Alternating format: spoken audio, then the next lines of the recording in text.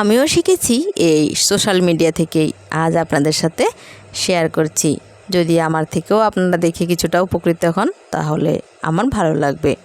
দেখুন, মাছ নিয়ে এসেছে, মাছগুলো ধুয়ে ঘরে নিয়ে চলে এসেছি। এবার মাছগুলোকে ফ্রিজে রাখবো। একসাথে সবগুলো মাছ টিফিন কোটায় করে রাখলে বা যে কোনো বক্সে রাখলে সবগুলো রোজ রোজ নামিয়ে খাওয়া খুব অসুবিধে হয়ে যায়, একই সাথে বরফে লেগে থাকে। তাই কয়েক টুকরো মাছ নিতে গেলে সবগুলো মাছকে আবার জল দিয়ে বরফ গলিয়ে নিতে হয়, এতে প্রচণ্ড অসুবিধা হয়। সেই জন্য এভাবে রাখছি। দেখুন, দুটো তেলের প্যাকেট নিয়ে নিয়েছি, এগুলোকে মুখটা ভালোভাবে কেটে নিয়েছি।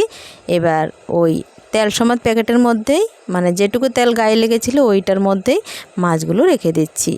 আপনি রোজ কত টুকরো মাছ রান্না করবেন সেই অনুপাতে কিন্তু আলাদা আলাদা প্যাকেটে রেখে দিতে পারেন।